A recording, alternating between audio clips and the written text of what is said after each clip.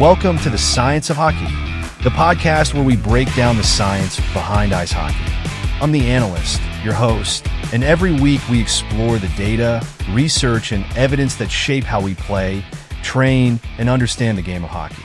From biomechanics to performance psychology, we take you beyond the rink and into the research lab, giving you insights that go beyond hearsay and into what really makes the difference on the ice. Whether you're a player, a coach, a parent, or just someone passionate about the sport, we're here to bring you scientifically backed information in a language that's friendly and easy to understand.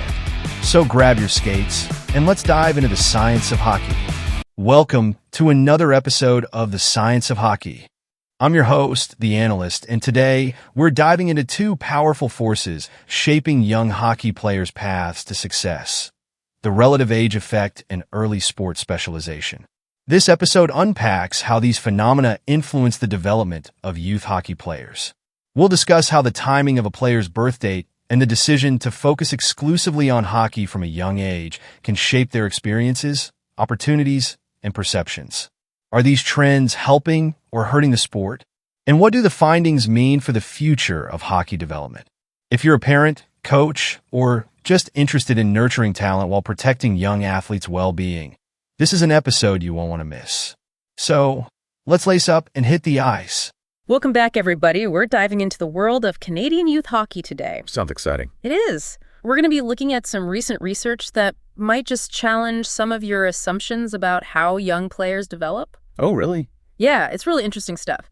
We're talking about early sport specialization and the relative age effect. Two factors that can have a huge impact on a young athlete's journey. Absolutely. And we're not just talking theory here. We're looking at a study that was published in 2022 in a journal called Sports. Right. And this study actually looked at these trends in both elite and non-elite hockey players. Yeah. And what they found was pretty surprising. Yeah, some eye-opening stuff for sure. So let's jump right in.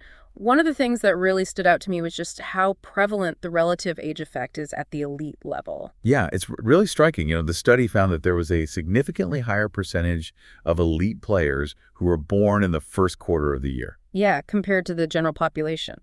Exactly. It's like having an early birthday gives you a leg up in the world of elite hockey. It's wild. What's even more interesting is that this effect is even more pronounced at the elite level than it is in, recreational or competitive leagues. You'd think it would be the other way around. You would think so. Makes you wonder if there's something else going on there beyond just, natural physical development. Yeah, you've got to wonder if maybe coaches at the elite level are, unconsciously favoring bigger or more physically mature players early on. Right. And then that kind of sets them on this path to success. Yeah, it's almost like a self-fulfilling prophecy in a way. It is. It's a real chicken and egg situation. So, early sport specialization, that's another big topic that the study tackled. Yeah. I was curious, were you surprised by how common it is among elite players? Honestly, yeah, I was. Yeah. You kind of assume that players who are more well-rounded, who've played multiple sports, that they would have an edge. Right. But the research actually suggests that early specialization is the norm. At the highest levels. At the highest levels of hockey, yeah. So what's driving this trend? Is it pressure from parents? Is it coaches? It's hard to say for sure. Or maybe even the athletes themselves. Yeah. And what are the long-term implications of that, That's the million-dollar question, right? It is. Is this intense focus on just one sport from such a young age?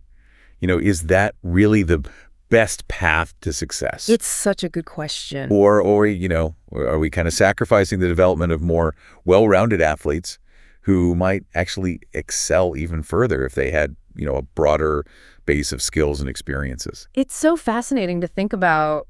What if specialization becomes the norm? Yeah. Are we going to see a narrowing of the talent pool in the future? Yeah. Will hockey miss out on players who might have thrived if they'd had the chance to develop a wider range of, athletic skills? That's a real concern, I think, and it really raises some questions about what we value in youth sports. Are we just prioritizing, early specialization and immediate results? Or are we really trying to foster a love of the game and support long-term athletic development? And it's not just boys hockey either, right? The study also looked at female players. Yeah.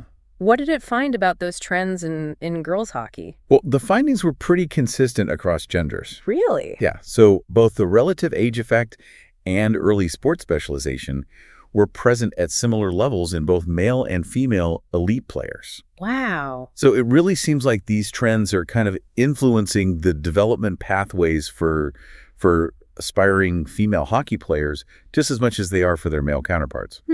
That's a really important point. It kind of suggests that these trends are really deeply ingrained in the culture of hockey itself, regardless of gender.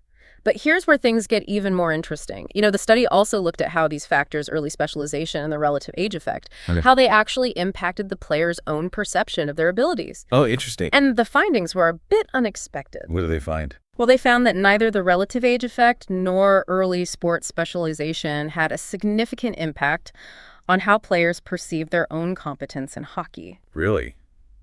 That is surprising. Yeah, you would think that, feeling disadvantaged by your birth date or, being so intensely focused on one sport from such a young age, you'd think that might affect how you view your own skills. You'd think so, for sure. Yeah. It makes you wonder why those factors don't seem to, dent their confidence. Right. Maybe it's the inherent team-oriented nature of hockey. Maybe. Maybe that kind of camaraderie and those shared experiences on a team, maybe that kind of buffers them from feeling inadequate, even if they are younger or haven't had a chance to explore other sports. That's a really fascinating possibility. But even if those trends aren't affecting their self-perception right now, you gotta wonder, are there hidden long-term consequences that we're not seeing? Exactly. Like, are we setting them up for burnout or overuse injuries? Or just, a limited range of skills down the road. It's a question that deserves a lot more attention and exploration. Absolutely. Yeah. It's a real paradox, isn't it? Yeah. I mean, we see these trends, early specialization, the relative age effect kind of shaping the landscape of elite hockey, and yet they don't seem to have a negative impact on the player's belief in themselves. Yeah, that's a great point. Yeah. But, just because we're not seeing those negative effects right now, does that mean there's no downsides to this approach? Right. Well, I think we've touched on some of those potential long-term consequences. Yeah, things like burnout and overuse injuries. Exactly. And it almost seems counterintuitive, but could focusing so intensely on one sport actually end up hindering an athlete's development in the long run? I think there's a growing body of evidence that suggests that might be the case. Sure. When young athletes specialize early, they kind of miss out on the opportunity to develop a wider range of movement skills. Those fundamental building blocks of agility, coordination, balance. All those things are really honed through exposure to, a variety of sports and activities. It's like building a house on a really narrow foundation. Exactly. You might get it up quickly. Right. But it's not going to be as stable or resilient as a structure that's built on a broader base. I love that analogy. Yeah. That's a great way to put it. And in the world of athletics, that broader base translates into greater adaptability, reduced risk of injury, and just a more well-rounded athlete who can excel in a variety of situations. Right. Think about a hockey player who's also played soccer or basketball. Exactly. I mean, they've developed spatial awareness, quick decision-making skills, the ability to react to unpredictable situations. Yeah, and all of those things can translate directly onto the ice. Exactly. Yeah, making them, a more well-rounded and effective player overall. It's like they've got this more diverse toolkit to draw from. Exactly. They're not just relying on a few specialized skills. Right. They've got this whole arsenal of movement options at their disposal. And that adaptability can be a real game changer, especially in a sport like hockey that's so fast-paced and dynamic. Makes you wonder if this push for early specialization is actually shortchanging some athletes in the long run. Like maybe we're sacrificing long-term potential for these short-term gains. It's a really valid concern. And it raises questions about how we can create a more balanced approach to development, one that allows young athletes to really explore their potential. Right. Without sacrificing their long-term well-being. So how do we do that? How do we shift the focus from this early specialization to a more, holistic approach that emphasizes athletic development and a love of the game? I think it requires a real cultural shift. Yeah. We need to rethink how we identify and nurture talent, how we structure youth sports, and how we support young athletes. That sounds like a pretty big challenge. Where do we even begin?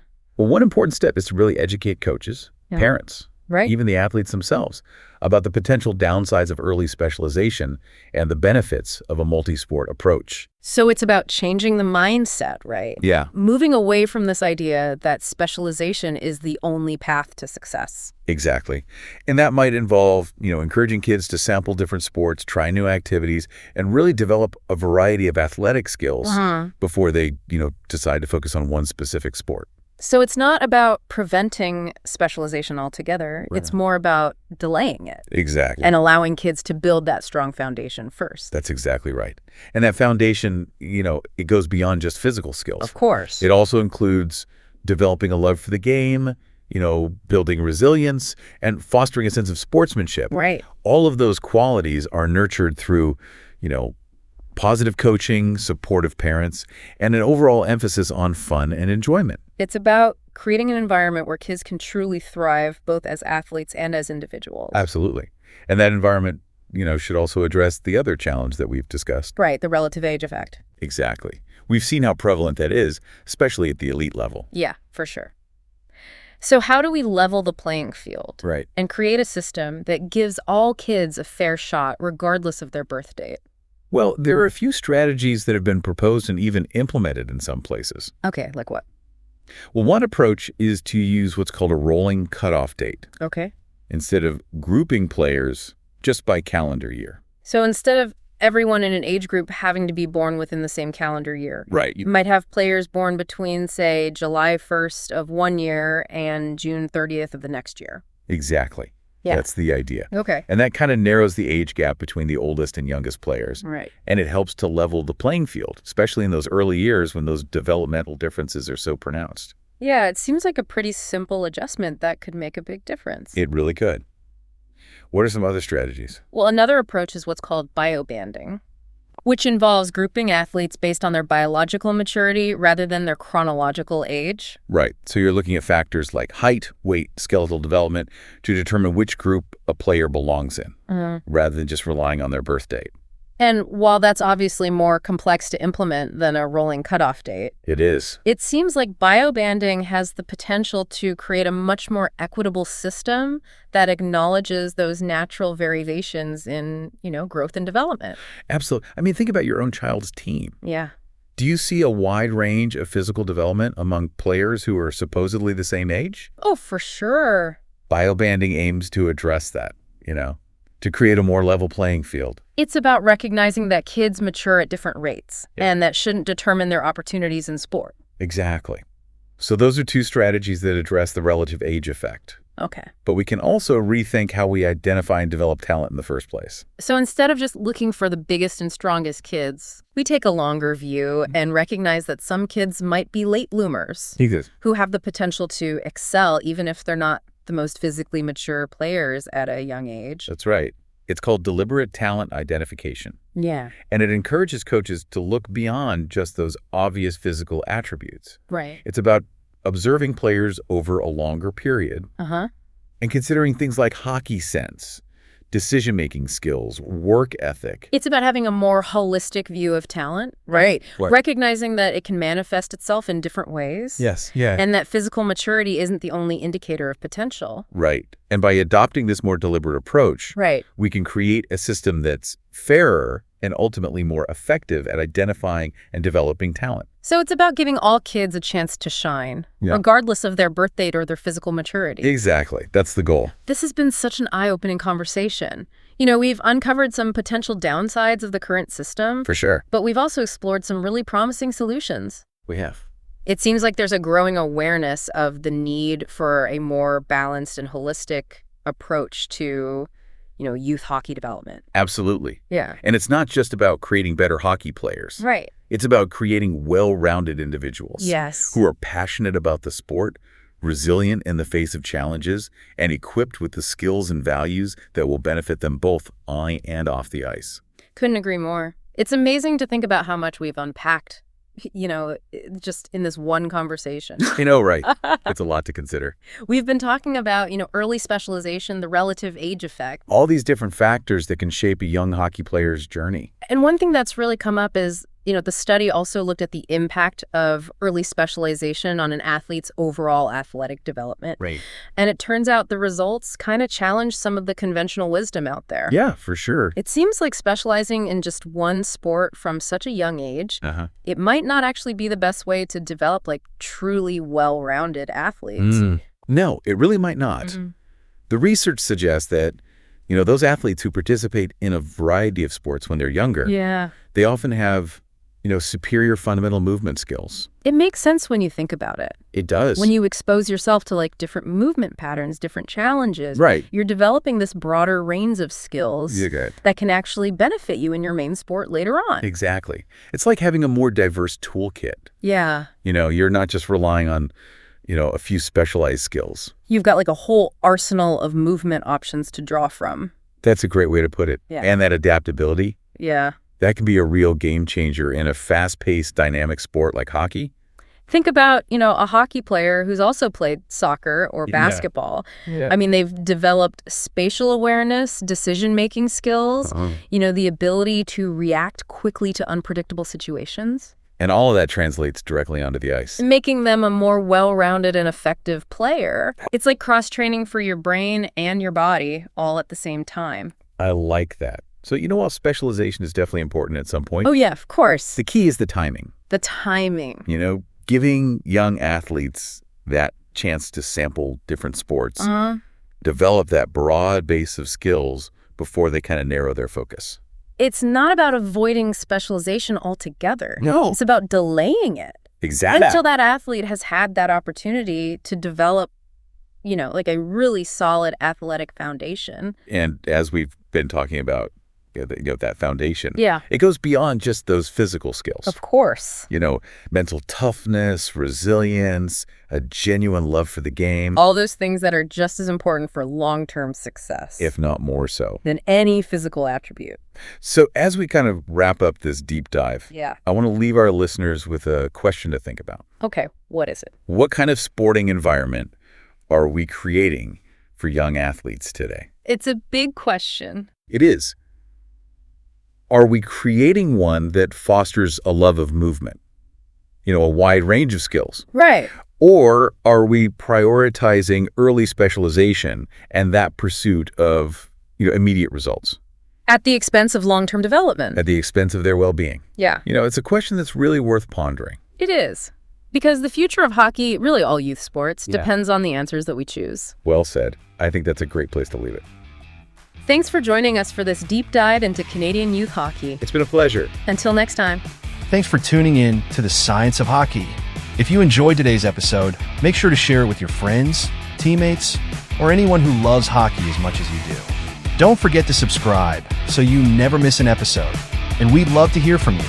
Leave a comment to let us know what you liked, what you'd like to hear next, or any questions you have. Your feedback helps us make the show even better. Until next time, keep your skates sharp, your mind open, and keep chasing the science behind the game.